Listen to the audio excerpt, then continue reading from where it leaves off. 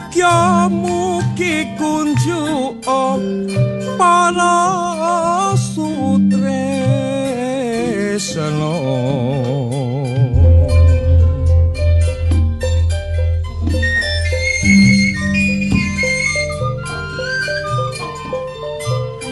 sugeng mirengaken siaran kula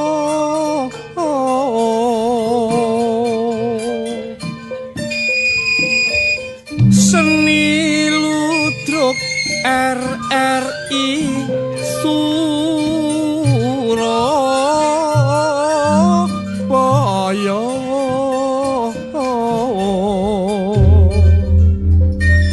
kesenian ludruk Jawa Timur asli kang gambarno watak lan pribadi sejarah lan riwayat ayo digali manut aliran jaman saniki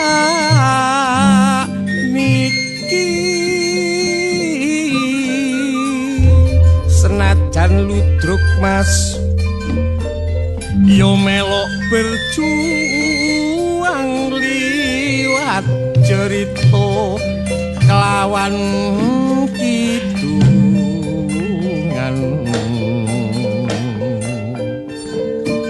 uga bantu karo penerangan melok nyuksesno mring pembangunan kayu gongeri neko jalmo pipis langso bawa loteri arep golek emas sing rega pira arsa nampik mering Mbak Mami godhong lampes kinarya jampi apes temen rak jiwa mami petik walik nudul upa senajan ala sithik gak dadi opo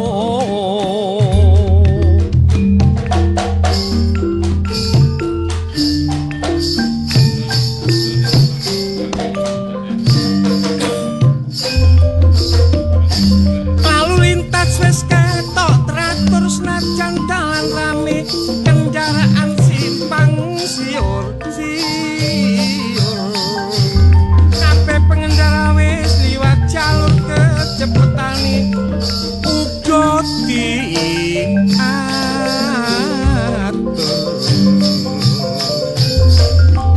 peraturan lalu lintas kudu ditaati supaya gak sampai nemu kelai nek numpak kendaraan sing hati-hati kudu diteliti lampu kanan lan kiri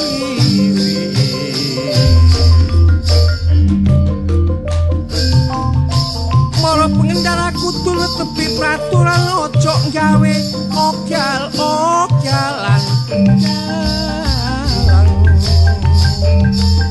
mergo nek sampe kejadian kebrukan mesti penumpangi sing dadi korban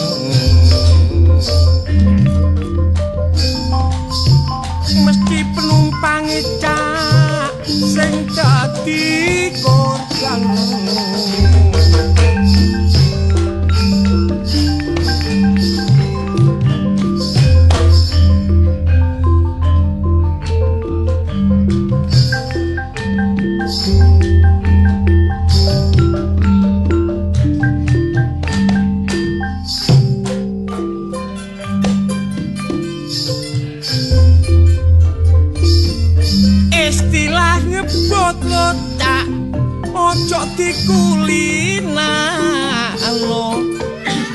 Hawa ngebut ngono mesti totohane nyawa mergo nek sampe kurang waspada cak iso gawa korbane jiwa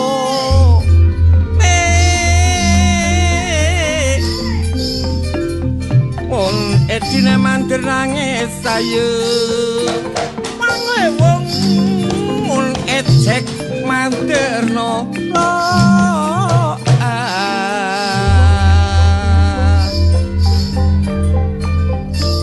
entar gulung kangelak nyaroan mangke wong jingan-jingan aonan kagus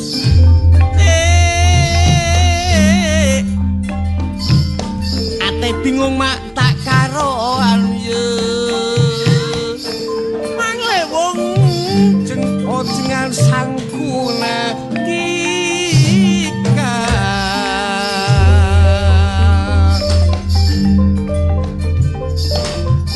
pasar berek kak pasar pakong mangke wong meleh jamu capakake tretan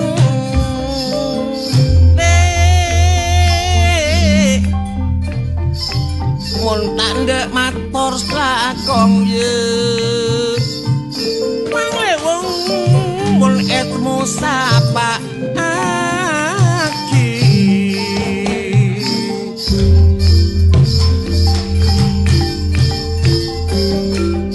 selo ngapuran toya lepat atur kawula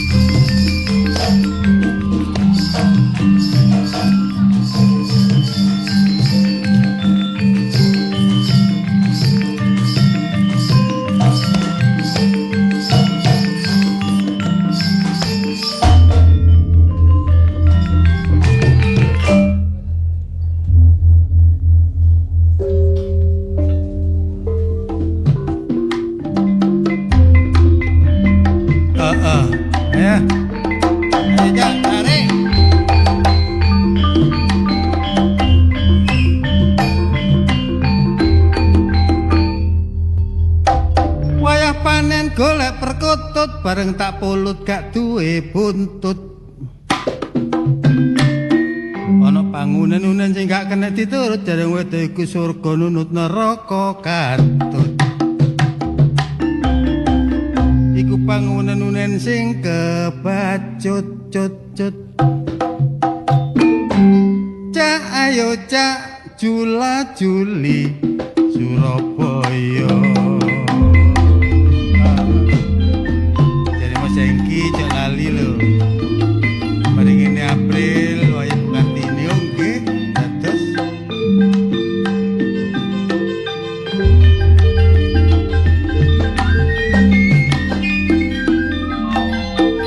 sejalan karo majune jaman akeh kaum wanita sing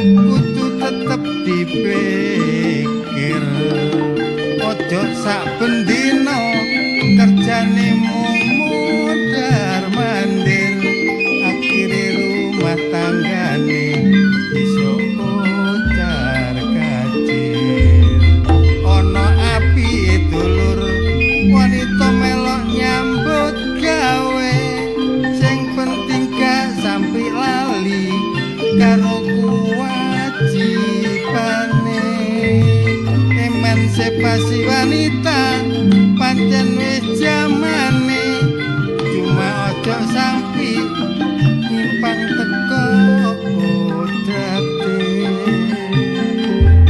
kebutuhan anak dulur itu mung sandang pangan tapi paling penting anak butuh kasih sayang tingkah laku sak bendinane anak perlu pengawasan ojo sampai dadi anak sing grandalan pancen jaman saiki dulur jaman emansipasi sing wis diperjuangno karo ibu kita Kartini sing penting ningkatno prestasi lan dedikasi supaya bisa sukses lan urip mandiri yo tae dari cakupan oper perselen yes wong saiki dulu gendeng jula-juli gendeng kuno Jawa Timur asli panjen mirosone dikidungi krasa adem ayem rasane jula-juli gendeng Jawa Timur saire mantep uga gak ngawur jula-juli pancen wis gesur iki warisane para leluhur tuku jagung rambute dawa mundu polem lali jiwo sing ngitung iki aja dilalekno supaya tetep lestari widodo rujak kincokak dikulani rujak cingur gak diirisi lestari ya gendeng jula-juli supaya bisa tetep lestari cekap semanten kidungan kula saboten bareng keresa ayo sam memang ayo manjur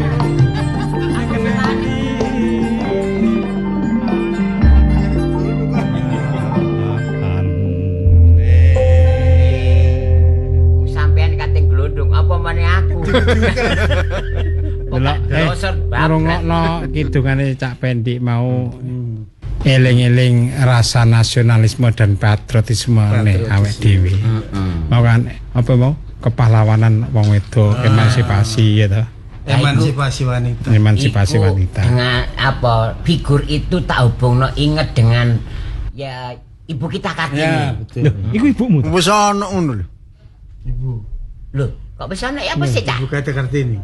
wis ana nggone kidungane mang diibaratno Ya, aku ibu eling kita ibu. Kartini Memang menceritakan ibu kita Kartini ngono lho. jane sapa sih jenenge Ibu Loh. Kartini, Ibu kita Kartini, Ibu kita Kartini. jenenge sapa? Jenenge Iya. Raden Ayu. gak durung tak kok makne. Lha ya apa sih ngono kaya kemeru. Sampeyan ero ta? Apa agak ero? Sapa jenenge? Harum. Kok iso jenenge Harum? Lho. Ibu kita Kartini, putri sejati. Putri Indonesia, harum namanya. ketero iki aku. Ibu kita Kartini ku jenenge asline Harum. Gak, sakjane salah iku. Jenenge asline Melati. Iku Loh. dagane ludruk iku rek. Tambah melati opo? Melati. Ambune ta Melati ku? Nah, harum kok. Harum ta?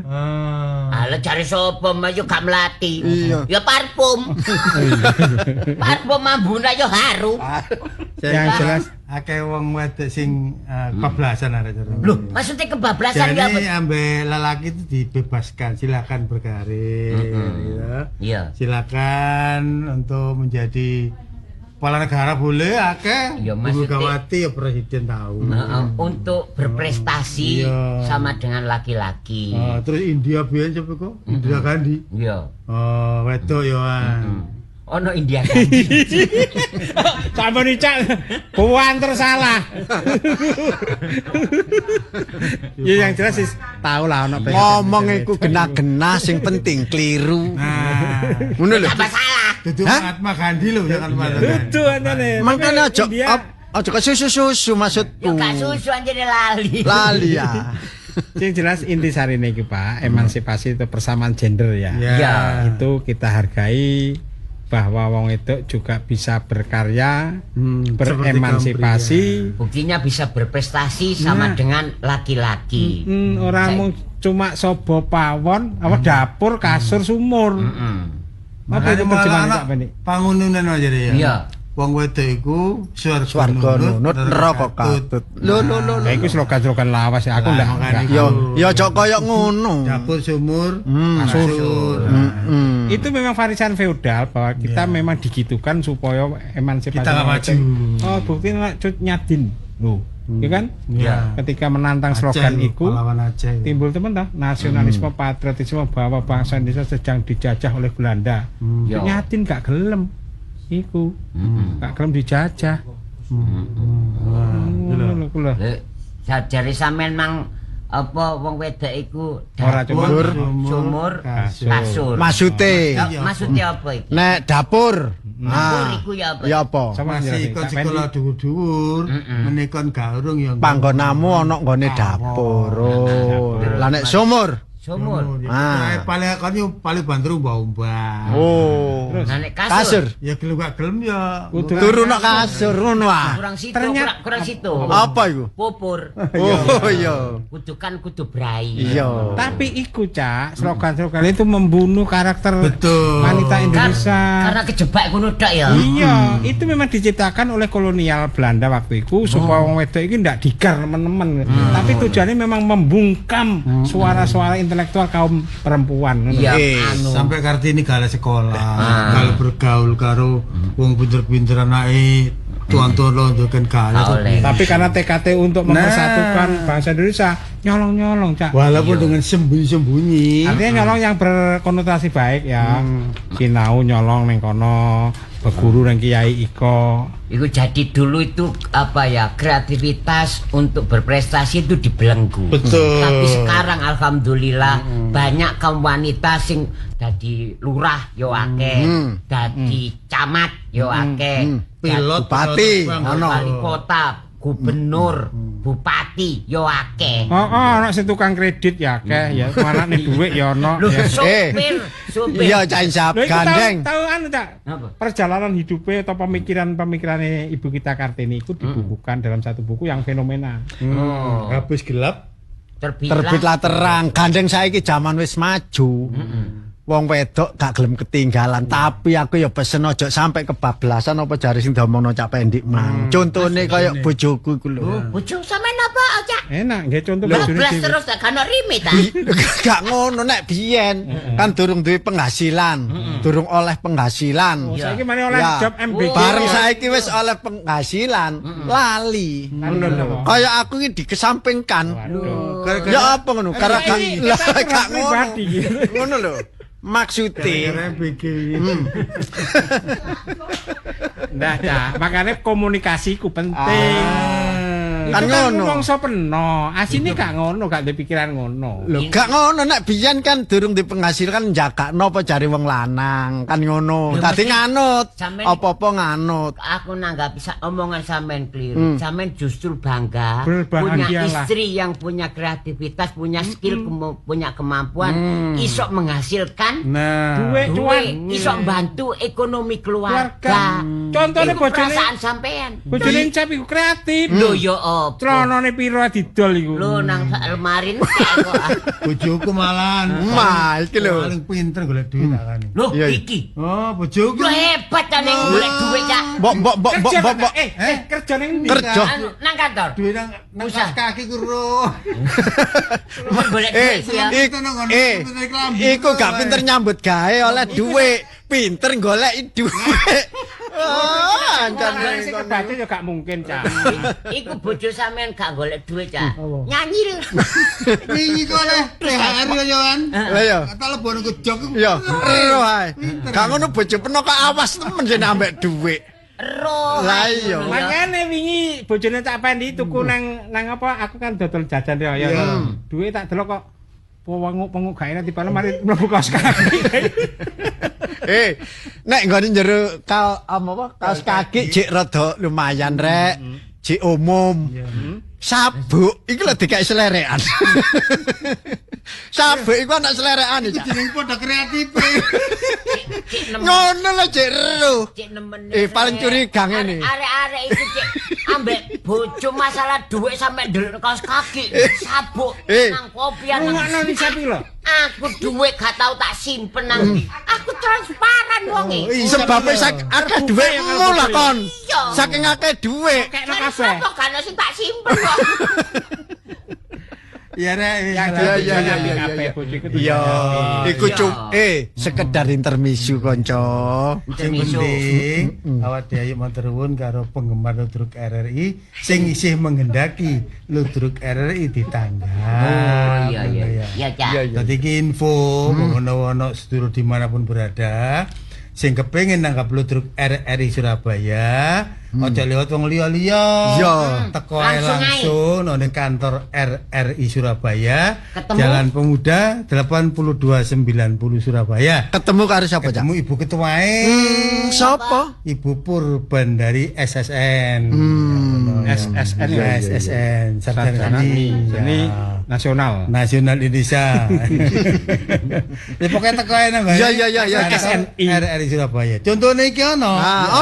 Ono contone ta? Iki panitia, ya, panitia desa dusun Balung Jerambah, Desa Kedamaian, Kecamatan Kedamaian, Kabupaten Gresik. Iki digawe dikagumi nang Ludruk RRI. Wah. Tanggal 26 Juli 2026. Teko rene langsung. 26 Juli.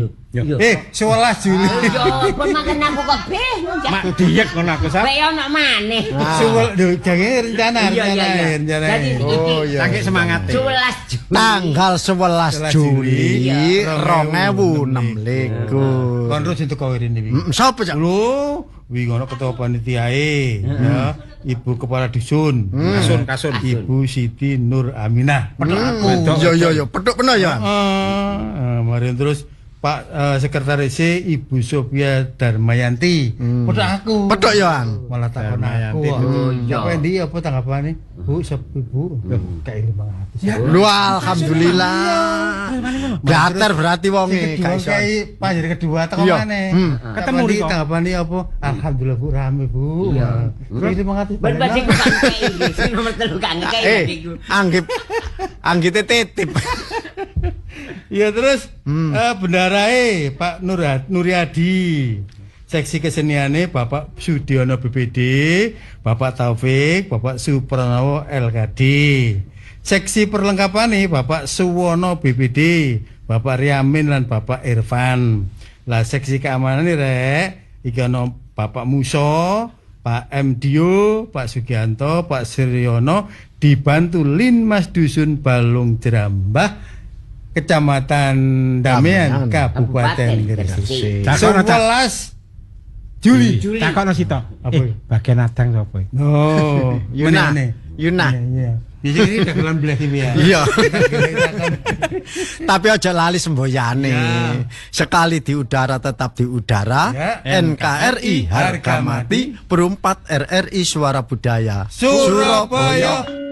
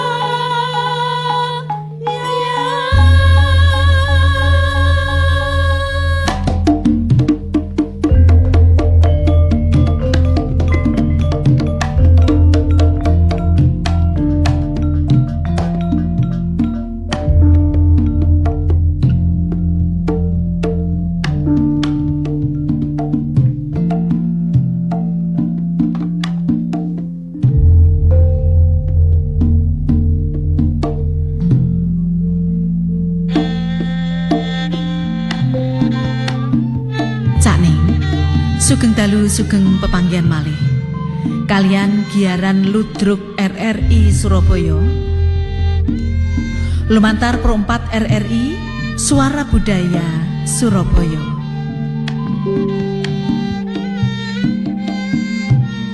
Produser Arif Pribadi Esos. Ketua Ning Purbandari SSN. Ide cerita lan sutradara Cak Sapil Lestari.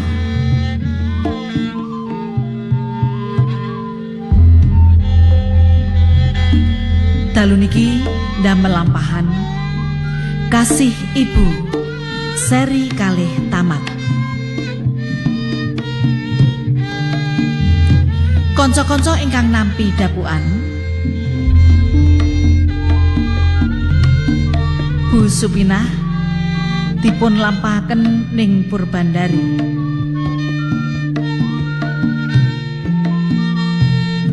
Cak Pendi dalu niki dados Pak Sutresno.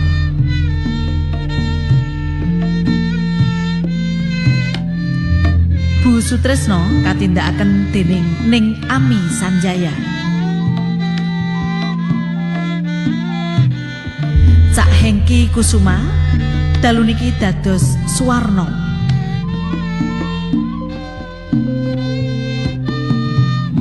Suwarni dipun lampahaken ning Wiwi. Cak Insap dalu niki dados Gombleh. Dene Kemplo dipun lampahaken Cak Kusnan. Fadli dipun lampahaken Cak Sabil. Cak Ning, giaran ludruk RRI Surabaya kairing swantening gongso Kiai Macan Putih lumantar ruang kesenian Mahameru Pro 4 RRI Surabaya. Operator audio wonten Cak Isnan, operator video Cak Andi. Pengarah acara Ning Ami Sanjaya. Usono kita saking studio ngaturaken sugeng dalu sugeng midhangetaken. Sumangga.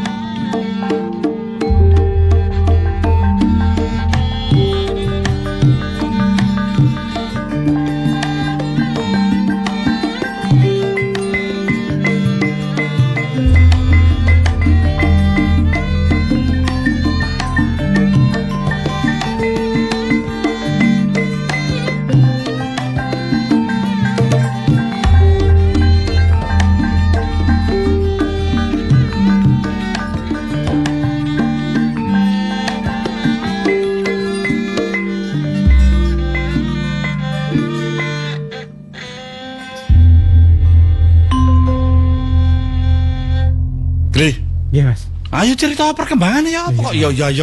Mosok tiap hari kudu cerita. Loh, ya apa sih aku iki sampai bendino iku nek mau aku gelem ngomong turuku gak iso enak kepikiran. Kula tidak hanya sekedar cerita, tapi saya buktikan dengan random iki lho.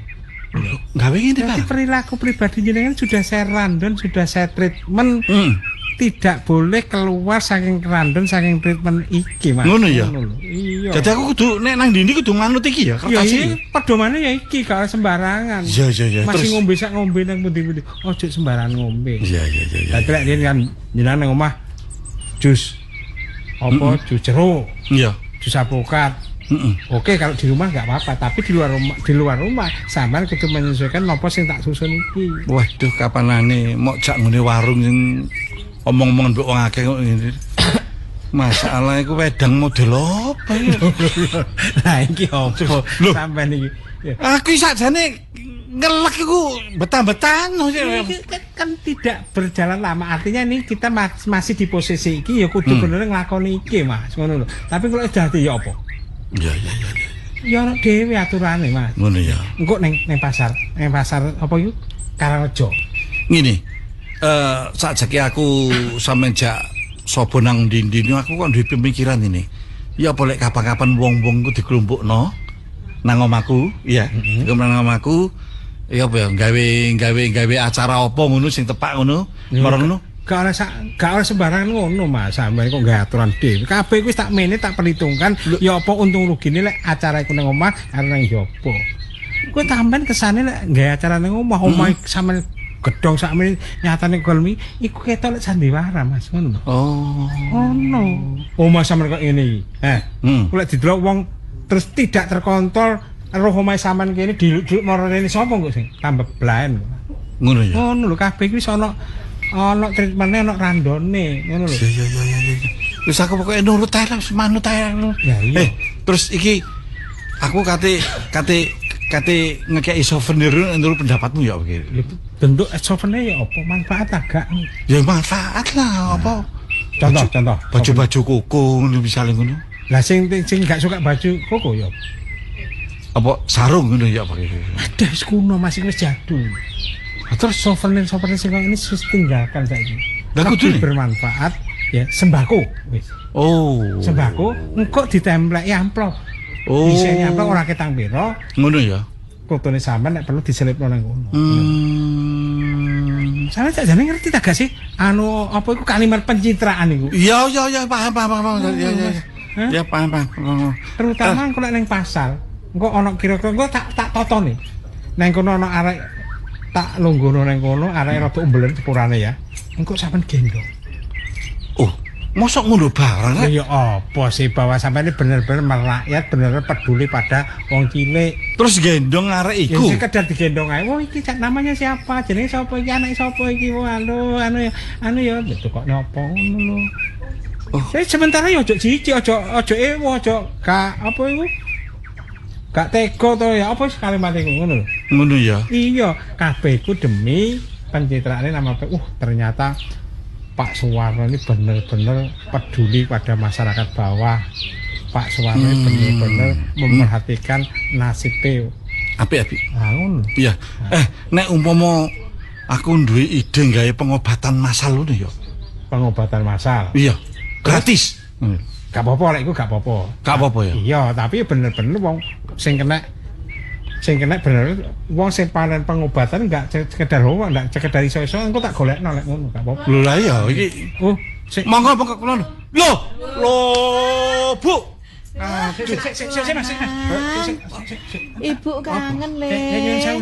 Lho. Omahe anak sampean Iya makane anakku iki saiki wis apa? Lah, Iya. Pakan. Gampang. Iya. Nyun sewu. Nak, oh nggih. Iki Mas sing Mbak enggak patek ganteng niki sinten namanya? Kula Gombleh. Oh, Gombleh. Nggih. Lah niku tes enten sing setunggal teng wingking niku. Beto anu, le tak gawakno telo le. Tak gawakno telo lho.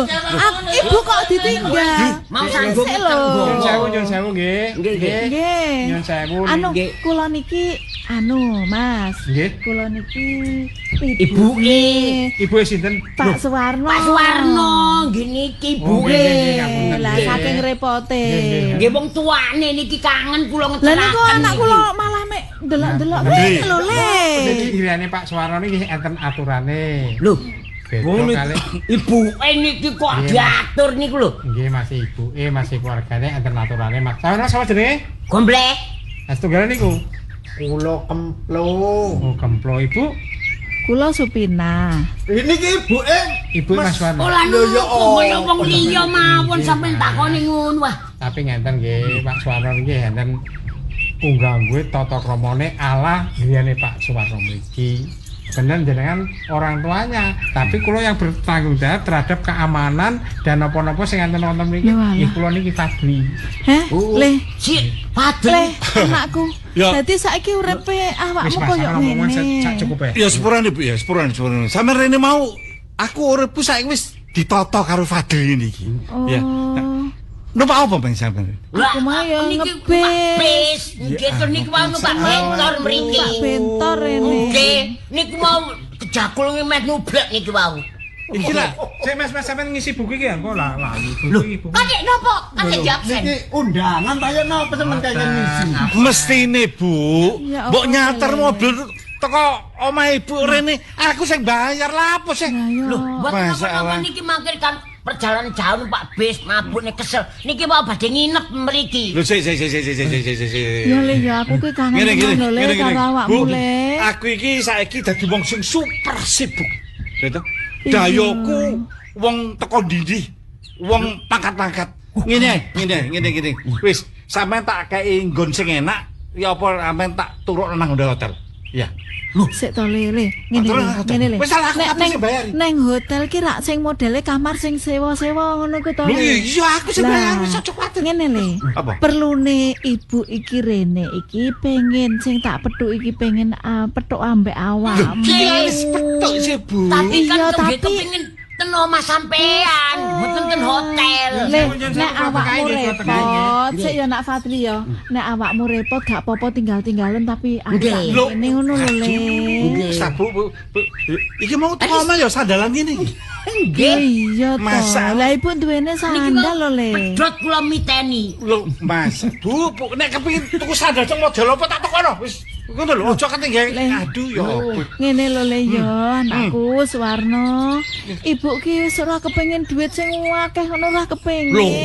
Sing tak pengin rene ki petuk ambek awakmu. Ibu ki kangen le. Iya wis betul. Cuma Sampeyan rangkul. Sik. Wis adu sih mbok kono. Ya wis adus lho mosok nyedek gak oleh. Iki lho, engko ana ketemuan karo wong ya. Ono rapat ngono ta. Ngapunten Mas Warno. Adose kok jenengan niki ya napa sih niki tiyang sepuh sampean ki ambek. Sing karo sapa? Hah?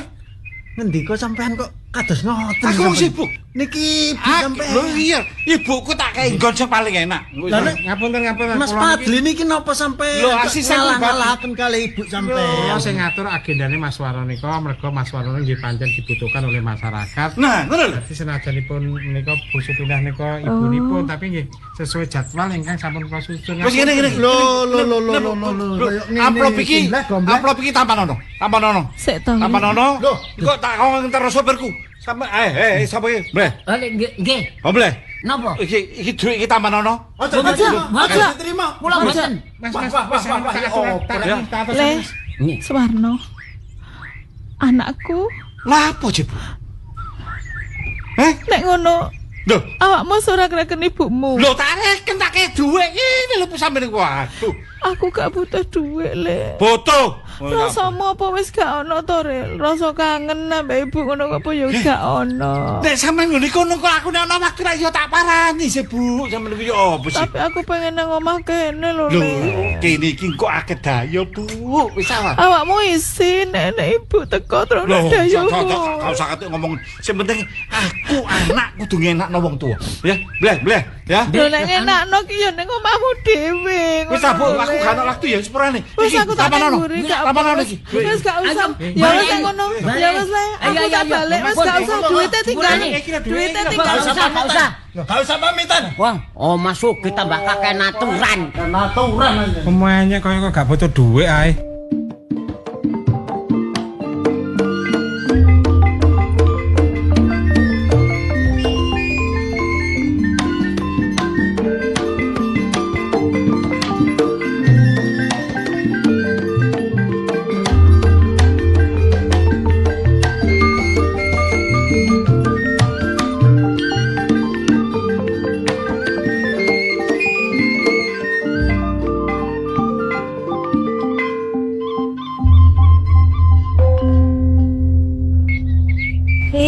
Pirang-pirang dino iki sawipuk urusan akeh. Kok ngene iki ya durung rampung. Padahal ya wis akeh sing rewangi lho ya. Wis kadung rezeki iki nek wis kadung teko. Kepoan aku. Ya apa iki sing rapat iko durung tak tekani. Sing urusan bisnis sing nok Surabaya durung tak tak urusi. Aduh pusing aku nek kadung akeh ngene iki. Kaya bojoku ya ngurusi urusan sakmono akeh. Katek ya wis sepo usiae kaya ngono. Wis perkara tenaga ya wis berkurang jauh. Tapi yo ketok yo nyuwante ae. Lah nek gak ngono aku sing negeni ya apa katene. Waduh. Kok ngene iki lho, pembukuan kok ngene iki ya perlu dicek. Apa data-data? Lho. Monggo. Lho, Ibu. Lho, Aku, Nduk. lho nggih, Bu. Niki Mepet. bohong kali telone dibeto nggih. Lah digawe apa iki? Lah ya nek kene kok Apa-apa dimasak-masak. iki lho. Iki panen. Lho masih ngono lho, Bu. Aduh Bu, wong pohong mek ngene akeh nang pasar karyano Bu. Lho niki Sampeyan kok ya abot-aboti. griyane juga jenengan Mbak Suwarni niki. Iki sing Suwarni. Oh, niki. Gede ya. Suwoge nggih nggih. Sajae kok mertok. Bu, piyambakan ngene. Lho, Manten anu. gak ageng ngene iki. Ana bojone, Iya, tapi ana bojone bojoku. bojomu Ana lagi Malang. sibuk ta, Nduk? Ten Malang ta sik ngurusi Oh, bisnis neng ten Malang, Malang. dereng kondur Bu. Iya. Ibu Yalah, heeh. Ibu Ibu. wis waras. Dewi iki jare dikabari, dikabari Mas Tres cacakmu. nggih, sanjange Ibu sakit. Pun sehat Nggih nggih. ngapunten lho Mbak Sehat. Suwarni niki. Iya, Ibu iya, sampeyan Cak. kewangen kali sampeyan. Iya, Nduk. Kula kali kemplon niki jalu tolong teraken Iya. mriki. Niki rencana nggih nginep-nginep sak minggu ngoten ten mriki. Lah karepku kan ngono to, Nduk. Wong aku ki Nggih. kangen Setan. ambek anak-anakku. Nggih, pesaken ten oman desa mriku ijenan. Ngeten lho Bu. Rewangi. Mboten napa-napa, monggo Ibu. Ibu niku nginyipen ten mriki, tapi kula mboten enten griya Bu niki dereng budal rapat niki ngurusi bisnis ten Surabaya nggih badhe medal kula Ibu. Ngapunten. Mboten apa-apa Ibu nyimpen ten griya Bu. piyambakan. Porona. Lah, Apa? Omongmu saiki kok wakeh Bang. Lho, aku kan mewakili ibu ngesakno. Sik ta lah, Cak. Sampekno ngono lho. Loh, gak apa-apa, Cak. Gak apa-apa.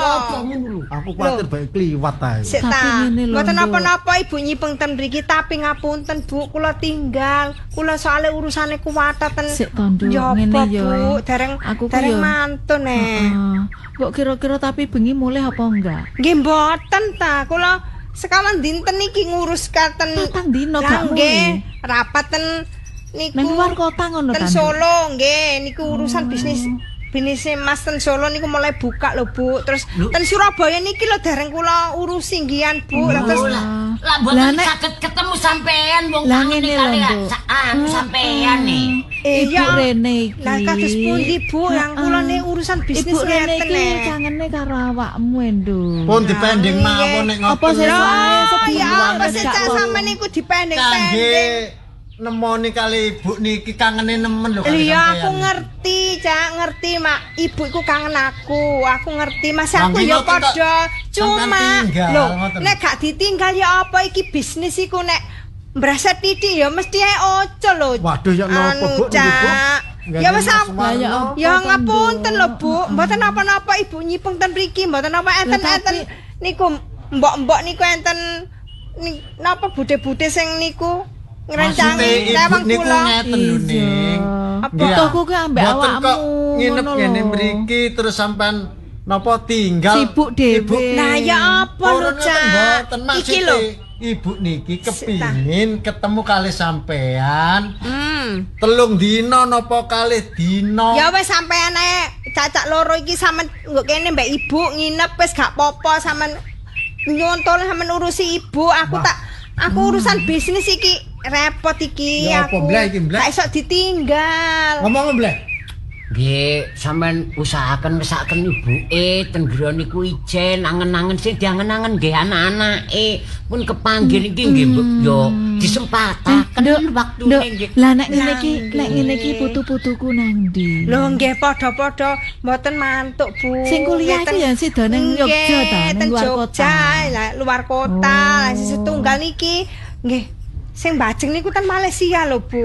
Nggih nek malah mantuke wis nggih kerja kan ning luar taunan, negeri. nggih. Atus kula teng Ya griya wis. nggih piyambak. Ngono. Niki nggih urusan niku. Wis ngene lho, Cak, sampean nang kene tak sangoni wis tak cukupi wis. Ya. Nduk, ngene lho, Nduk.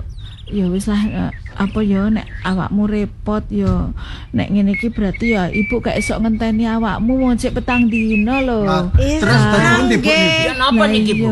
Napa bangsul mantuk malih? Gak usah mulai. Wis kadung aja anu lho, Cak, wis mulai. kadung ado-ado mrene wis gak apa-apa, wis sampean kancani Lah kok kok sampean tak ngenteni bayar. awakmu kok kesuwen lho, bayar. Nduk. Mboten Ngenteni awakmu kok nggih kesuwen. masalah mboten bayare. Namun sekawan dinten tok, Bu. Lha petang dina ki ya suwi to, Nduk. Apa ngene ae? Ngene ae. Lah, Cak kempul ambek Cak Gombleng. Nggih. Iki kan sik ana anakku sing barep ya, Nggih. sing sitok sing Lho, si Ibu. Tresno kan Mas durung. Tresno. Apa engko nang kono rorong dina engko sok ben engko balik nang Oh, rene nek ngoten pas nah. wis Ngapunten lho, Bu, mulai. nggih. Kula niki lho niku dinteni sopir kula, Bu. Nggih. Oh, ya. ya Ngapun- apa. Ya Cak ya sepurane ya. Nggih, Tolong pun bantu mboten Ibu. napa-napa. Wis iki sampean Berarti gak barang-barang sok sampean go maneh ya. Loh, Kalau sing Kenapa ngurusi, sampean wong kalau sing ngurusi. Beto barang niki dibeto mriki kok dikengken beto mantuk Ya kok ora iso nopo, digawe sampean. gethok ta digawe. kita lo niki apa ngono, hasil Nduk. anu tandurane kebone. Ya wis, Ibu Iki mau sampean. ngene barang wis Nduk. sampean usunan mburi engko cek diurusi anu, mbok Nggih. yem kono sing Nggih, Bun. ngurusi. Kula usuli. Ya, Bu, ngapunten nggih kula tinggal riyen, Bu nggih. Rungokno Aduh, Bu. sik. Rungokno sik lungguh kene, Nduk. Ibu tak Nggih, Bu. kok Ya, ya napa ketoke niki? repot. Nggih, Bu. Lah mau gak merdulekno ambek ibu. Nggih ngapunten, Ibu ki Bu. kangen banget lho, Nduk, ambek Nggih, awakmu. kula ngertos. Kula Masa nggih kangen sakjane Bu, ya napa malih Bu niki waktune niki lho Bu. Sik to, Nduk. Mbok ibu ku dirangkul sedih lho. Ae. Nggih. Niki. Bu nggih, Bu. Warni. Bu. Nggih, Bu. Ayo ta. Ya wis. Nggih, Bu. Kula tinggal nggih, Cak iki lho. Pamit ya. Kancanane Ibu wis wis nggak kancine cak urusane Mbok Yem. Nggih. Ya, Bu, ngapunten nggih kula tinggal riyen, Bu. Iya, Nduk, Nggih. ya lunga. Sabar, Bu. Walah, nggih cek nasib sampean. Wau, tenggene anak sampean sedenge Pak Mas Warno niku nginep nggih mboten enten waktu kengken badhe diturukno hotel.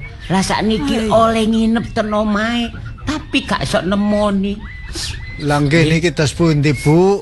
Wong yuga jenengan niki nggih mapan-mapan, donya bondo nggih kadosipun luwih-luwih kok kali jenengan kok kadose mboten seneng ngoten dos pundi. Gak seneng Sak ono waktu gomble. ngono lho. Sak gomble ambek Nggih. sak kemplo. Nggih.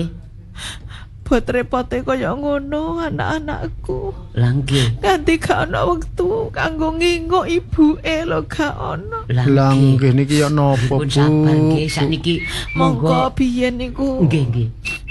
aku ngandut nganti aku nglahirno, aku ngopeni arek-arek. Lah nggih. Pikiranku besok nek aku tuwek kena tak nggih kanca urip. Kena digawe ngenge. Kena tak go ngengeran lah kok. Tapi yo kok koyo-koyo ora ngereken. Iki anakku cek sitok iki. Lah nggih pun. Ayo rono. Sakniki monggo kula teraken ten daleme Pak Mas Sutrisno. Ngeten mawon lho, Bu. Nggih ya. Mungkin monggo sowan tenggene Mas Trisno. Mbok menawa Mas Trisno niku nggadah welas kalih sampean kin diangsali nginep wonten mriku. Aku ki percaya Cak, nek Tresno kuwi karo aku yo bolak-balik nginguk, kadang-kadang yo mampir. Makane aku ki sakjane yo tujuanku ning arek loro iki yo kepengin ngerti sakjane yo apa keadaane. Dene uripe wis menak yo wis, tapi tibake karo aku kaya ngono. Lah nggih, nggih. Anak ki nek wis sugih pancen bener yo Cak yo. Lah nggih ngoten Gak direken Cak. Lah terus pun sibuk donya. Ngeten lho, Bu. Nggih. Napa Cak? Mas Trisno niku kan kadose sae kali jenengan. Iya. Bingen tapi kuwatir kula mungkin mbok menawa sakniki berubah pikiran ya napa ojo ndek pikiran ngono wis ayo diparani nang omahe ae. Lho gak ngono kok jenenge Sutrisno, muga-muga wonge tresno temen karo wong tuwa. Gak ngono maksudku bae engko rono. Ya, terus Mas Trisno iku yo gak duwe welas pisan karo wis aja ndek pikiran elek. Ayo dibuktikno budal rono. Ngono ah. Iya. Aku percaya omonganmu lho ya. Durung-durung aja ndek pikiran ngono. Nek ngono engko telone iki pasrahno wong nguri ae. Nggih, nggih. Sing manu apa blimbing-blimbing ambek gedang mau sing kanggo Cak Sutrisno. Nggih. Ngoten Nah, kanggo anakku mbarep kan. Nggih, pun kula kesane malih nggih. Nggih, pun ayo monggo.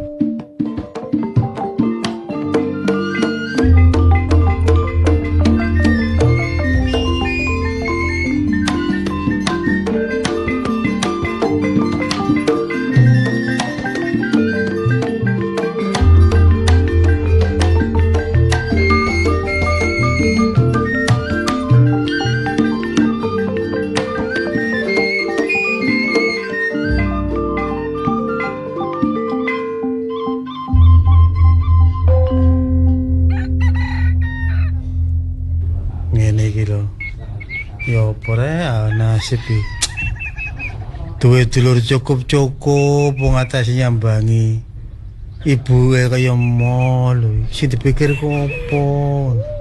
Aku lho sampe sungkan karo bojoku. Yo untung bojoku yo paribasane ngono kesetiaan nang aku luar biasa. Mas yo aku nyebut gawe kita gawe nyukupi kebutuhane dulur-dulurku sampe sukses kaya ngono. Bojoku yo gak tau ngersula malah ndukung aku. Nyatane uriku dhewe sing kaya ngene, tapi sing tak bajut tuh Suwarno karo Suwarni. Urip wis kaya ngono, rezekine akeh wis sukses. Wong waduh ya apa ya. Pak. Bu. Kilo kopine. Iya. Suwun. Lah apa sampeyan ngremeng iku? Ya pemane lho, Bu. Awak dhewe jane ya wis gak kurang-kurang le ngalah di wong. Wis tak wangi ngurbano sampean lah gampangane ngono ya. Apa ya kebutuhane rumah tanggane di kita terkecualikan ya mbak ngono. Carane ngono wis gak apa-apa. Iya, ya untung sampean ku ya sabar. Sampeyan iku bojo. Sampeyan seneng aku lah ya melok seneng sih. Iya, tapi yo aku sampe sungkan lho Bu ambek sampean iku. Sing ngebajet iki lak dulur-dulurku Suwarno karo Suwarni lho. Iya, Sing Pak. tak angen-angen iku lak iku. Aku yo mikir ngene, arek loroku yo apa yo pikirane. Ya biasa. Karek situ dijak nyambangi, dikandani yo gak ono respon belas, malah dekne alasan sibuk ngene-ngene. Sesibuk apapun pekerjaan kan iso ditinggal sih, Pak. Nek wong tuwa loro. Contone Contoh lak sakit tadi ya. Nah iya. Wong kuwi kadang kepembeng donya brana. Nek kadang ketutupan sing jenenge donya iku mangko sampe wong tuane lho kaya aja kok ngekeki duit, ngekeki cukupan tapi kaya sudik ngono model iku ya apa sih ngono. Ibu iku karepku ya tak jak mulai rene cek gak izinan omah. Oh gak gelem ngono lho. Aku ping pira nawani ibu iku tak janok kene, ta Bu. Dimana semana kene kan sing ngurusi. Ayo melak aku ae. Enggak. Terus aku sungkan karo bojomu jare. Ayo sungkan lapo. Wong aku yo ngejak wis yo setengah tak paksa ya tetep ae gak kelem. Wis gak nduk aku sik iso kedewel dhewe. Aku selama aku jek iso lapo-lapo. Wis aku gak gelem ngrepotno anak jadi ngomong ngono. Lho aku yo gak merasa direpotno. Tapi wong dhewe sing gak gelem.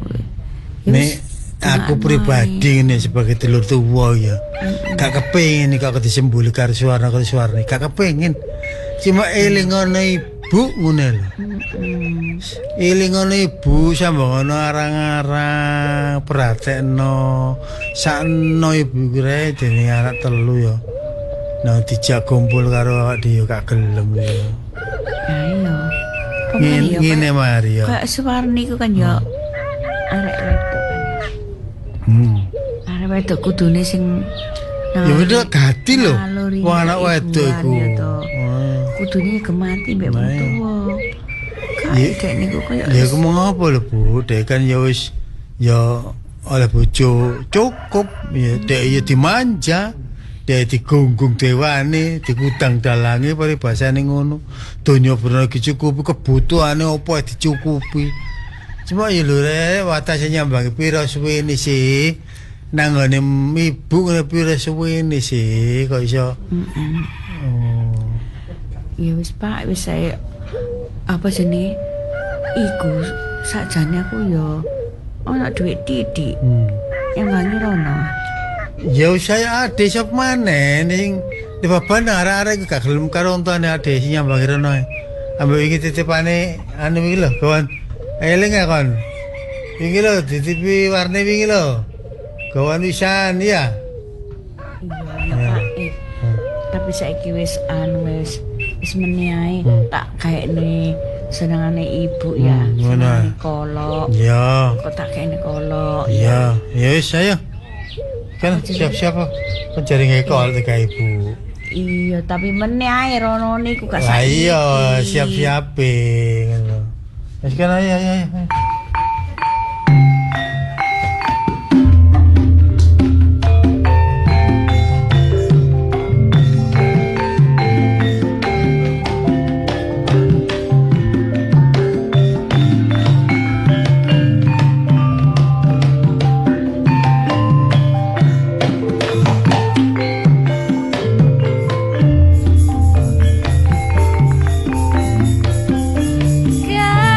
Kerajaan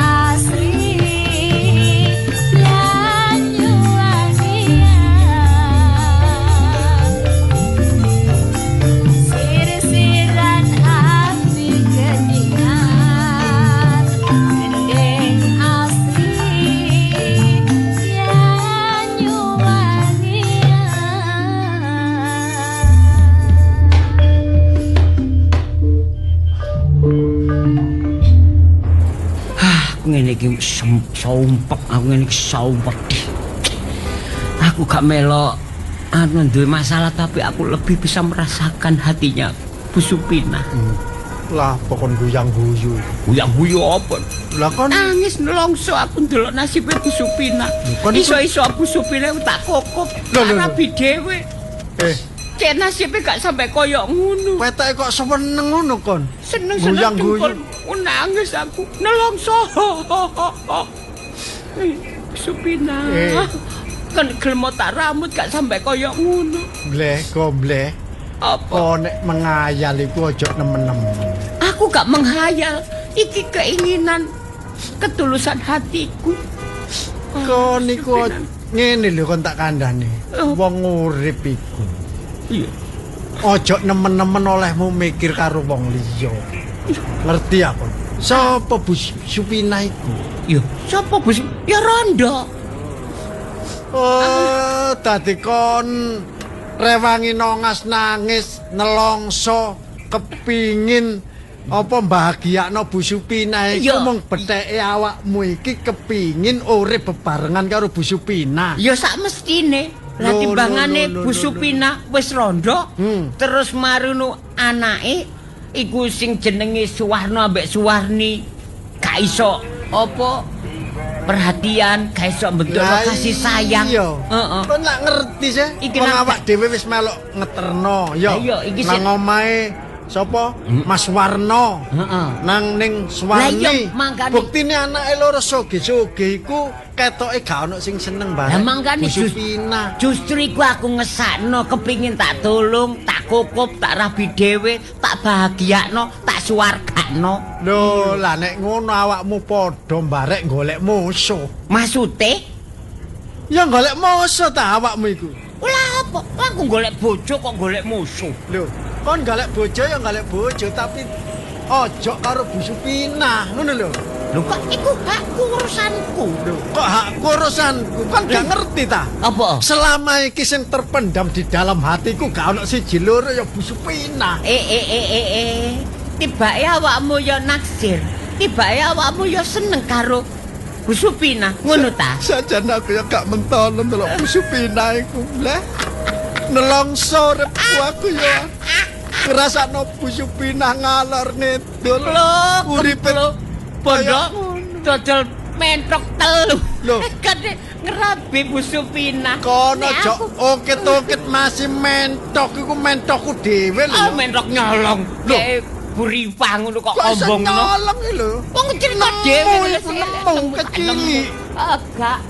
Kono apa ngedokno dodolan wedhus. Wis blendingen iku. Lho tapi aku sik ono maneh. Wis iki awake nang awake dhewe nang dalan. Ya iki mari ngono kan nglanjutno perjalanane ngeterno Bu Supina nang omahe. Maksudnya anake sing pertama iku ngono lho. Ya. Awak dhewe iki kan padha duwe karepe nang gone Bu Supina. Iya. Wis tak ibaratno. Ya. Nek aku sing diterima, awakmu aja gelo. Lah nek awakmu gak diterima, aku yo gak gelo. Ya jelas gak gelo wong awakku gak diterima. Lho, rumono tak aku ngomong iki, kan iku maksudnya aku wis paham. Aku tak ngene lho. Ya. Wong loro wong aku ambek awakmu kan kanca apik, dianggep kanca-kanca, dianggep dulur ya dulur. Ya ana gombleh ya ana kemplung. Lah iya nang ndi-ndi wong loro. Sarene iki ana sesuatu sing tersimpan di dalam hatinya masing-masing. Iya. Saiki awakmu tak badai. Nek aku sing diterima awakmu aja gelo. Lah nek awakmu gak diterima aku ya gak ngarep gelo. Lah wis enak sih. Gak enak, wong enak awakmu kabeh. Gak enak iku lho kan iku. Lah kon meleh ya apa karepmu iku? Ya maksude nek awakmu diterima aku aja gelo. Nek Bu Supina nrimo aku, awakmu aja gelo. Iku baru adil. Lah aku ngomong apa? Karo-karone nang awakmu karo ngono. Iya ta? Iya. Ya wis ngene ae gak apa ngarane gak Apa ngarane? Gegeran mergo Bu Supina. Ngene awak dhewe nulung Bu Supina temen mergo ngesakno. Nang omah iku kan yo ijen berharap iso ditunggoki anak, iso ketemu anak, kumpul karo anak. Tapi anake kan sing ngreken Suwarno ambek Suwarni. Kari sitok harapane Sutrisno. Awake nulung engko beke Bu Supina iku. Beke ana kedudut atine. Beke seneng ambek aku. Yo kaken ngene lho. Ya wis rezekiku. Beke seneng mbek awakmu, ya rezekimu. Ngono lho. Tapi awakmu aja adik nelongso nek Bu Supina iku nrimo aku. Gak nelongso. Gak nelongso wis. Mergane? Mergo iku anjene duduk jodohku. Iku berarti jodohmu. Aku ya ngono. Iya. Nek anjene awakmu diterima, aku ya gak ngarah nelongso, ya gak ngarah ngersula. Cuma aku pesen barek awakmu. Apa? Umpama awakmu iso jejodohan karo Bu Supina. Ojo sampe awakmu lali karo aku. Yo kok jelas gak. Lah iya. Kok nak eling sih? Eling. Alor wong loro, ngidul wong loro. Apa maneh nek awakmu dikarepi barek Bu Supina? Yo anggepen ae iku yo bojomu, uga bojoku. Aduh. Kok sato ya apa karo? Ya gak ngono, Rek. Ya gak ngono ya. Kan awakmu ambek aku wis seiya sekata. Seiya sekata kanca. Besti, kanca. Lah iya. Lah iya. Ojo sampe awak dhewe iki medhotno seduluran. Tapi carane yo bojo aja kok anggap bojomu. Rusak tatanan iki. Lho kan wis padha barek keluarga sampe. Tapi keluarga ya bojo ya bojo. Bojomu ya bojoku ngono lho. Ora ketine. Ora ketine. Wis ngene. Wis iki awak dhewe cuman berhayal. Wis muga-muga. Ya wis gak mungkin lah. Iya. Wong kabeh ku mang apa jare sing gawe iya ngarani sing gawe urip. Iya. Saiki enake apa? Sing awak dhewe kan wis ikhlas niat nulung. Niat nulung bener. Bu Supina iku supaya bahagia iso ketemu anake ngono. Iki harapan satu-satune ketemu anake sing paling barep iku Pak Sutrisno. Soale sambate kaya ngono. Sapa sing kuat ngrasakno wong ngersulane kaya ngono gak diseneng barek anak. Tapi nek ndelok Mas Sutrisno ketoke yo seneng barek ibuke iku. Maksude gemati. Ya muga-muga lah. Tapi awakmu yo aja percaya ngono ae. Soale wong anake kabeh kaya ngono. Engko aja-aja Mas Trisno iku ya duwe pikiran sing padha barek dulur-dulure ya apa. Awakmu kudu iso ngelingno lho ya. Wis gampang iku urusan buri. Nek aku badhe yo, Mas Trisno muga-muga sih pikirannya aku yo karo. Lah iya, kabeh kuwi. Iya ya, iso ae yo. Lah mangkane ibaratnya kan ono paribasan ngene iku lho. Apa? Jerone laut sik kenek dijajaki. Dalamnya laut. Oh, jadi bahasa Indonesia ta lah. Ono kliru tang duwe. Iki nang Indonesia. Iya, tapi nek awakmu ngomong ambek aku. Awakmu basa Jawa, aku bahasa Indonesia. Yo, maksudmu sedalamnya laut masih bisa diduga. Tapi dalamnya hati siapa yang tahu. Ngono iku lebih pas paribasane iku ngono. Iku gak paribasan. Saya ngeterano nek ngono. Loro nang Supina langsung ayo diterno nang gone. Lah iya. Awak dhewe nang dalan. Kok awakmu disangoni aja gelem ta lah. Wah, gak lah. Ono iso aku jiwa ragaku kuserahkan pada Supina.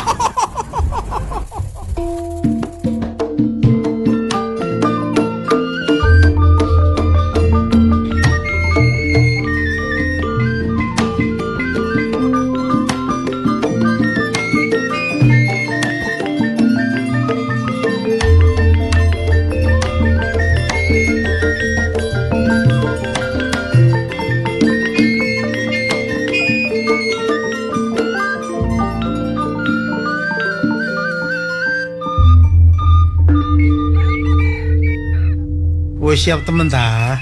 Wis, Pak. Kalau ae lho ya, kan karo janji karo ibu kok ning dalan sing. Ya ki lho wis tak kawakno ki lho. Wis ngalahi ta. Wis ngalahi wis. Perkara sapa jenenge dulurmu warna-warni gak boleh gak apa-apa lah.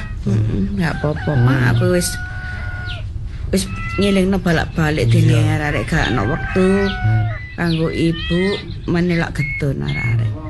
Wis apa ngono kuwi sederhana dhewe. Sementing gak dhewe dadi anak sing berbakti nang ngone ibu ngene. Saya nang budal. Nang iku apa jenenge? Lawange mburi mango situ to, Pak. Lho, monggo. Lho, Ibu, ya Allah. Jenenge mriku aku lho. Ibu ki selak kangen lho. Aku jeng mrono lho, Bu.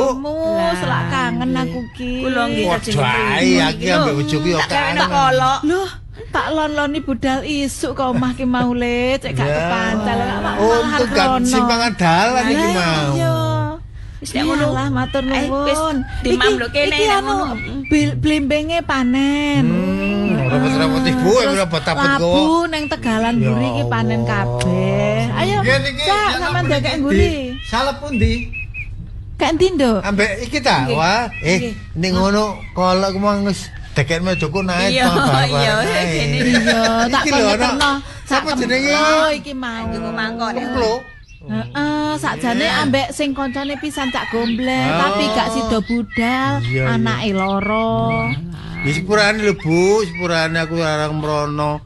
Iku wis tak selak-selakno kate mrono mang lho Bu. Iyalah. Sampeyan sehat ta Bu? Masalah mriki nggih. Iya nggih. Ibu Koyo ngeten. Kapane krungu Ibu sampeyan wis gak enak sehat. kepikiran aku. Iya, winginane kan yo dikandani ambek Kemplo, ambek Gomblek. Iku ibu wis sehat. Lah, ibu ki yo kangen karo anak-anak ibu ngono lho, termasuk ambek awakmu, Tris, ambek bojone. Kula nggih kangen lho ambek mantuku. Kalau cak sapa jenenge? Alhamdulillah. Ajokno mangkok iki lho. Aku seneng kata ibu sehat iki seneng. Kolok enten Kolok Koneng niki. anakku ki. Walu. Aku nek gawe kolok yo. Oh, ngapunten niki remenan kula. Nggih, iki lho tak ajokno mangkok. Ketepaan. Kula. Jane gaweno ibu kate rono. Dene semerene mbak ibu ya wis makmu kene. Ya rezekine sampean. Yo. Kula anu tejarian nggih. Ya, sampeyan niku Ngapunten lho, kula tejarian. sampeyan cek-cekan ngriku. Nggih. Iyalah lele. Nduk, mantuku. Nggih, Bu. Aku ki nek ning kene iki rasane atiku lega tenan esuk petuk anakku. Lah nggih. Apa meneh iki mau Ibu awakmu niku- cepak-cepak arep Nggih. rono. Ibu teng mriki mau Bu terus wis gak mulih rono. Wis gak usah balik mrono Bu nek kene Bu. Gaman lho omah Lah Lah, engko omah kono engko tegalane sing ngopeni sapa? Pitike ibu barang sak mono kae sing ngopeni sapa? Ya Didol pitik kabeh. gedoli ae pitik gedoli engko tegal-tegale diparokno ae ngono Bu nek kene. Lah sawahe ibu ya diparokno. Jadi parokno ae lah sampean. Gak soro-soro, Cuma Bu, soro-soro suwe. garap kok sama barang. Yo omahe wis. Yo aku ki ngene lho, Nduk. Ya Allah, aku mek kepikiran karo adik-adikmu, Nduk. Cok sedih-sedih Bu. Ibu ki dek wingi enane iki Sejak- wis lunga nang gone adikmu Warno. Jarene repot ibu arep diturunno hotel, Nduk. Sampai koyo ngono rek. Jare ngono ibu ngalih nang gone adikmu Ragil si Warni, Iya. Tris. Jarene Warni ku selak rapat, selak apa-apa ku petang dina gak mulih. Lah, Aku oleh turu ngono kono lho. tapi ya ditinggal lunga. Lah ya opo ibu iki? Banget kok dulurku iku wis tak warai lho Bu. Wong tua kare situ iki. Apa ya wis mbok kandhan-kandhani to, Le? Lho, gak kurang-kurang Bu, aku ngandani warna-warni. Kula pun mriko kula sanjangi Bu gak enak awak lho nang rono kula ngoten. Malah titip duit lah sampe lho, pantes ngono iku. Gak aku lek mbok anu gak usah kula ngoten. Oh alah. Nek kon rono. Ya wis lah, Nduk. Wis ndek kene ae, Bu, sampe wong tuaku. Ya apa ibu nang kene gak apa-apa. Yo, salam. Lho, iki adikmu. Loh, no. Ibu. Waduh. Mluyur ae Bu nang omah apa? Lah aku kangen karo anakku ya. Ndelok anak sitoke ra ya gak apa-apa sih, Le. Nyambangi wis gak gelem, petuk ibu gak disembah, dicium tangane ta apa. Ojo salah paham. Lah iki yo ngingoni ibu cak. Lho iya Tak tapi dhuwit akeh lho ibu iki berulang. caramu karo ibu koyo ngono gak sopan no. Gak sopan itu Gak sopan lho. Bu, ngluyur ae, Bu. Lho. Wong ibu kangen karo aku, kangen. Buktine nang ngene awakmu, kangen mbakmu, kangen gobres to? Lho. Jangan tak torono hotel gak gelem. Ya, bisa. Kangen bawakmu kok mbok torono hotel. Sing dibutuhne ibu iku Warno, duduk materi. Kasih sayangmu nang ibu iku lho. Cak, peno gak ngerti. Aku saiki dadi wong penting, Cak. Lho, iku apa? Dadi wong penting aku iki. Sarjana lho aku iki, sarjana lho iki. Wis. Ya apa sih? Apa artine dadi wong penting? Lho, apa artine dadi wong pangkat tapi nali wong tuwa iku. Sopo sing lali? Wah, aku ya tetep ngekeki ibu kok. Iya, tapi yo materi bukan satu-satunya. Wadul apa? Aku gak wadul apa-apa, Le. Lah nyapa aku wadul apa ora ono apa-apa kok wadul. Ibu lho gak tau ngrasane awakmu. Gak tau. Awakmu gak ono apa-apa sih ambek ibu. Lho kan apa-apa pengen. Iya wong aku yo gak tau nangani apa-apa ning awakmu. Ra yo gak dhewe ra ono apa-apa to, Le. Ngertine ibumu mrono gak kon trimo kon tukok turono hotel. Iku malah krungu teko wong liya, ibu gak cerita apa-apa. Omahku saiki iki dayone wong penting-penting tok. Ngomong iki. No, wong kocok gila harta. Monggo. Lho, iki. Warni. Dek. Iki wayahe wong sugih pamer harta yen ngene. Lho, sepurane. Enten mriki. Lho iki sepurane ta iki sepurane aja dadi ati penuh.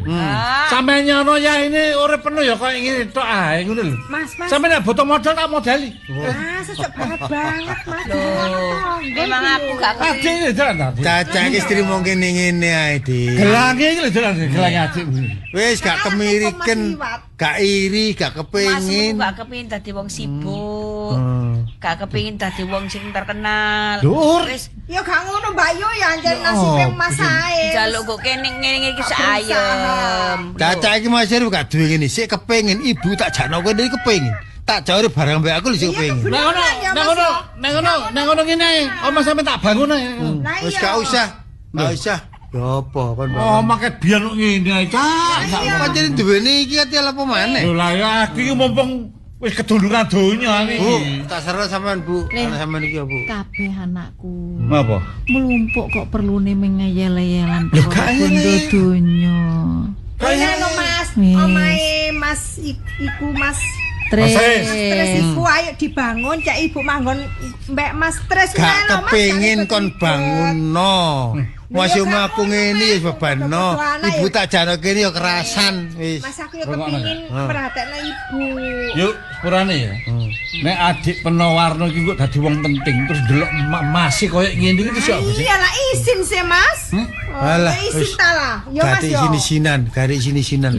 Wong urip sak madya ae. Le, Nduk. Napa? Tak kandhani ibu. Awakmu saiki rak wis lega to? Urip wis kesinungan bondo donya, duit wal-walan. Seneng to Suwarno? Urip sepisan wis golek enak enak. Suwarni seneng to? Nggih niki nggih pendungane ibu. Iya. Ya ngene le. Nek anakku Trisno pancene kahanane kaya ngene, nek perkara arep dibangun omah dadi magrong-magrong ditampa utawa enggak, kan iku urusane pribadi cacakmu Trisno. Nah, saiki ngene rungokno. Ibu katene njlentrehno. Apa maneh? Mumpung saiki mlumpuk. Kate diombe warisan ngono. Gak ngono le. Sejatine apa? Anak ibu iku gak telu. Loh. Kok gak telu ya apa sih, Bu? Biyen. Sadurunge ana Suwarno ambek Suwarni. Ibu iku omah-omah karo bapakmu. Iku suwe urung iso ngandung. Iya. Nah, karo Pak Demu, anake Pak Demu sing nomor 3 kuwi dipasrahno ibu kanggo pancingan. Awakmu ngerti dhewe to, Pak Demu sing ning Boyolali sugih mblegedu kaya ngono lek. Iya. Kabeh warisan bondo donyane Pak Demu, sabarke Pak Demu gak ono, kabeh ditutup bleblek ning Kang Masmu Trisno. Nek ngono ngerti dhewe to. Terus Sak tresno kuwi sapa? lho, yo Kuwi aku iki anak pancingan. dadi aku iki dudu anak kandung sampean ya Bu ya. Boten, Tresno. Nah, saiki tak critani meneh. Awakmu iso dadi sukses kaya ngene arek loro. Bondo donyane Cak Tresno kuwi. Kanggo gragati awakmu wong loro kate dadi kaya ngene. Ngerti ya? Awakmu dadi kaya ngene iki mergo pengorbanane cacakmu. Ojo ngono nek karo cacakmu yo. Paribasane aku wong tuwa. Kon lali gak apa-apa, Nak. Ibu tetep ndongakno awakmu supaya awakmu mulya. Ojo sisa-sisa Bu. Tapi nek awakmu nyiyo-nyiyo ibu, nyiyo-nyiyo wong tuwa. Eling bapakmu nang isor ki njaluk dongamu. Bapakmu wis kependhem njaluk dongamu. Aku njaluk sepura Bu. Kok Ro, ibu gak cerita biyen-biyen sih Bu. malah kowe ngingok wong tuwae gak gelem. Ya ya. Karena elingo yo leyo. Aja mbok bacot-bacotno lakumu. Nek bacotno lakumu kanggo cita-citamu dadi wong gedhe, ibu bangga nak ibu seneng. Tapi awakmu Suwarno ambek Suwarni nek bacotno karo wong tuwek kaya ngono nek mbok bacot-bacotno aja, Nak. Supaya kabeh gegayuhanmu kok iso kelakon ngono lho, Le. Nek awakmu sukses kabeh, ibu ki yo seneng. Ibu gak kate ngrusui awakmu. Aku gak ngrusui bondo donyamu. Aku gak ngrusui dhuwitmu. Aku gak ngrusui uripmu. Aku duwe omah dhewe tinggalane bapakmu. Ojo ngomong. Aku panjenengan anak. Cacakmu sing dudu anak ibu kaya ngono. Ya Bu. Aja dipikir nemen-nemen Bu, kula ikhlas kok Bu. Aku ki anak kudune nyembulih barek wong tuwa. Sepurane sing aku ya. Suwarno. Cak, Warni. Cak Tris. Yo, Warno. Lengok yo ndoyo. Aku diluput sing gedhe karo sampean, Cak. Gak apa-apa, gak apa-apa Aku baru nek umpama kebacut. Leo ngomong yen sampean bandane aku entek pira lek perlu tak balikno, Cak. Gak njaluk Kadek dipikiran ngono. Sing Mas penting Mun saiki ikhlas. awakmu sadar welingo ya. Le, Suwarno, Suwarni. Ya Bu. Wong nek atine tulus, atine ikhlas, kuwi wis gak mikir bondo donya. Mikire mung ya apa keluargane iki utuh, padha rukun. Ya iku, Le. Anakku Suwarno ambek Suwarni sing tak pingini ibuku ya ngono kuwi. Gak kene, gak liyane iku. Aku janji karo sampean. Aku tak musik pikiranku. Aku gak kesing ngundang donya bondo. Cak, Iya, Warno. senajan ceritane ibu sing koyo ngene, Iya. aku cek nganggep. Wah, aku ya sik ngerti iki lho, nek aku iki cacakku sing tuwa menapa gantine wong tuwa lanang. Cacakmu yo lagi ngerti saiki. sik Le. kae iki ngerti nek aku iki anak angkat lho, Warno. Semono-mono aku yo gak tega karo ibuku jaman sakmono sampe sakmene. Aku iki tresno abot karo ibuku. Mbak Yu, Iya, aku anggapen kok dulur sampean Sinoro Wedi. Yo, wis. Cak ya. Nek aku iki ikhlas. Masih Sak. yo. Matur nuwun. Aku njaluk ngapura ya. Iya, Suwarni, gak dadi apa. Iya, Nduk. Iya. Awakmu aja ketutupan Iya, donya sing brono, penting iling karo wong eling kaya tuwa. donya, aja mbok terus-terusno nekmu. Kaya ngono gak apa-apa, Nduk. Nek cacak gak kon iling gak apa-apa, Mbak Yu gak apa-apa. Mboten, Ibumu eling ngono ya. Ya iku lho, Le. Mulane eling-elingen, Le. Iya, Bu. Nek tresnane anak barek wong tuwa ngono paribasane muk pirang jangka. Iso-iso nek ndangak ya lali. Tapi tresno tuluse ibu iki gak enek watese, Le.